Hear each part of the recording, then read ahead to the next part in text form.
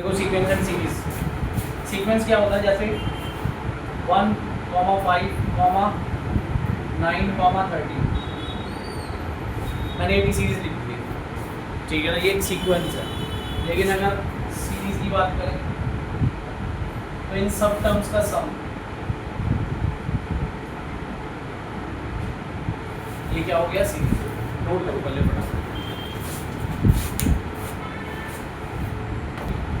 अब देखना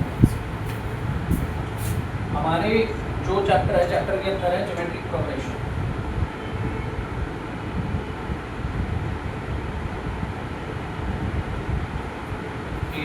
geometric progression general form जो होती है A R square AR cube, last term होती है AR की पावर n-1, ठीक है।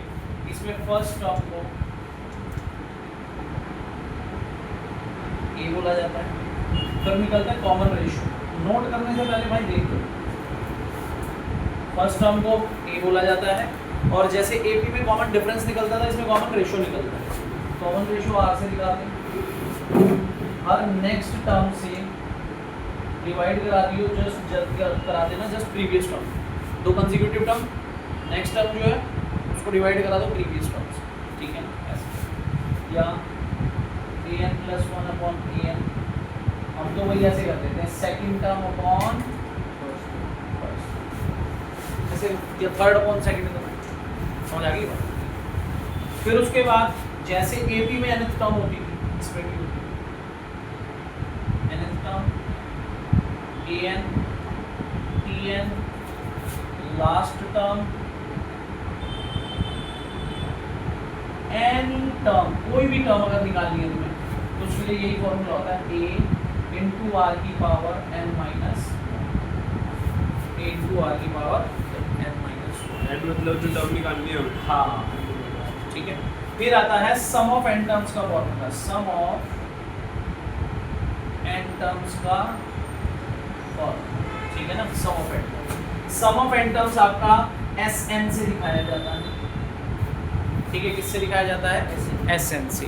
अब Sn जो हमारा वो Sn जो हमारा है वो आपका R पे डिपेंड करता है। किस पे डिपेंड करता है, R। अगर R आपका ग्रेटर देन 1 है और R अगर आपका लेस देन 1 है, अगर ग्रेटर देन 1 है तो Sn का फॉर्मूला a r की पावर n-1 अपॉन r - 1, और यहाँ अगर ये है तो a 1 - r की पावर n अपॉन 1 - समझ गए बात। तो कुछ भी दे रहे हो r कौन सी टर्म है तो वो हम निकाल के देखेंगे कि 1 से बड़ा है 1 से छोटा, ठीक है। टर्म तो अपना उस पावर में आएगी, हाँ पर लेकिन शुरू से करवा रहा हूँ, ठीक है। फर्स्ट क्वेश्चन देख लो सभी, हालांकि फर्स्ट भी आसान है। देखो आपको एक जीपी दे रखी है 5/4, 5/8। जब जीपी गिवन हो ना तो अपना सबसे पहला काम ये देख लेना कि आपको पहले ए लिखना है 5/2 और आर लिखना है, और 1/2 20/10 2 आएगा 1/2। आर क्या आ रहा है 1/2, समझ आ गई बात।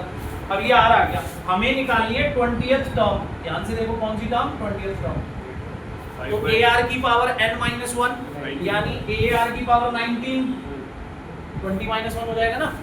अब इसमें वैल्यू पुट करेंगे, ए कितना है 5/2 आर कितना है की पावर 19, 2 नहीं आएगा। हाँ तो बता जहाँ कहेगा वही लिख तो 5/2 की पावर 10 की 1/2 भाई। Second term upon first term ही तो है। अब ये 5 का 5 नीचे 2, 1 की पावर 19 1 और 2 की पावर 19 2 की पावर 19 2 की पावर 20 खत्म, सॉल्व नहीं करेंगे।